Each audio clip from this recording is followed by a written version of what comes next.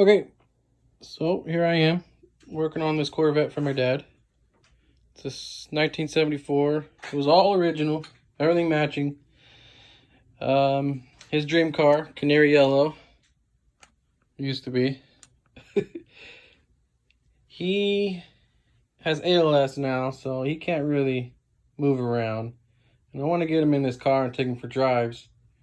So I brought the car to my house. Well, I talked him into changing a few things, so we took out the old intake, put aluminum, put some pretty looking fin valve covers on there.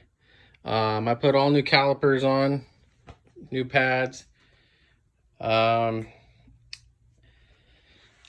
the old water pump.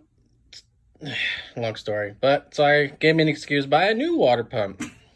So right now, oh, and I put the electric fan kit I got off Eckler's, bolted right on. Pretty nice little setup, simple. Mounted the fan switch into an old little Mr. Gasket thermostat housing. So we'll see how that works. Hopefully it picks it up, kicks on when it's supposed to. I'm gonna run the original Rochester for now. I do have a brand new Holly 650 that I eventually want to put on, but I'm afraid it's gonna sit too high. I might have to be a poser and get a big block Corvette hood for it, just for my taller carburetor. I don't know, but that car works fine. We had it running. If you want to watch another video, we started the car up, had it running. Had some overheating issues. That's why I changed the thermostat switch to here. It was in top of the old housing, and that's why I cracked the old housing, because the stupid bushing that they gave me to put in there was, I don't know, stressed out the threads and cracked it. Anyways, today I'm gonna show you a trick.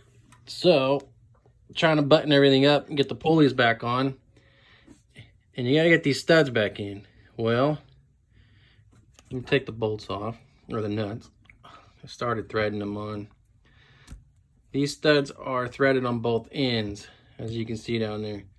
And you can't just screw them on and use a pair of pliers or something to tighten them. You'll strip out the threads, you'll fuck it all up. So, the trick that my dad taught me, pretty neat little trick. I knew half the trick. He taught me the other half of the trick, just for pretty much specifically just to tighten up these studs on this water pump. Hang on, it's having issues. Let me get this camera mounted in a spot where I can free up my hands. How's that? No? All right. Right there. Yeah, that works good. So I already know how to tighten bolts down, like one bolt down that's threaded on both ends with a couple nuts. But to tighten one of those studs down on a pulley that just wants to spin is another thing. So let me see here. We're gonna go on this one right here. Get it started by my hand. Okay. Get one of your nuts on. Sink it down quite a bit. Make room for this other nut. So you got a little bit of a stud hanging off there. Put on another nut. Get it all the way down till they touch. Come on. Go down. I was doing it a minute ago. And get a plier. Try and do this without blocking the view.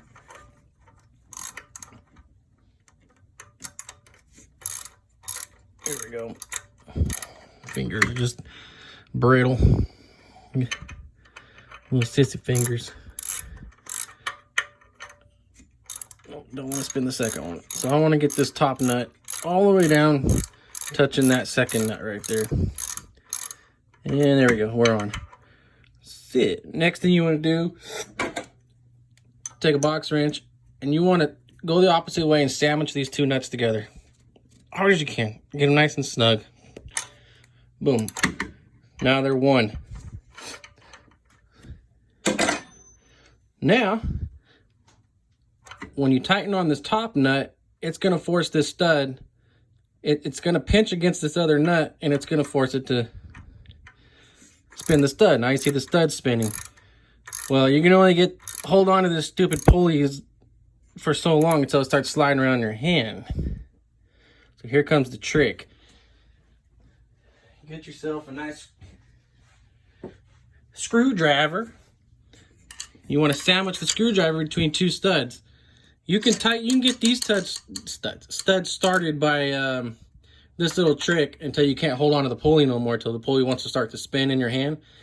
So you get your screwdriver, wedge in between two studs, and use it for leverage.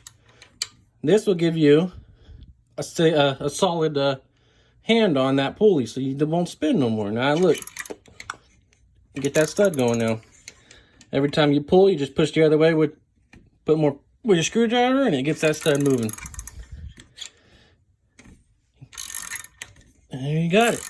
Just keep cranking her down until you have where you want her. Pretty neat, huh? Well, hope it helps somebody out in their garage, because it helped me. I almost went and got a bunch of bolts and tried to bolt this damn thing on, and that was a pain in the butt. Till I called Dad, and Dad broke it down to me over the phone, which I should have did in the first place.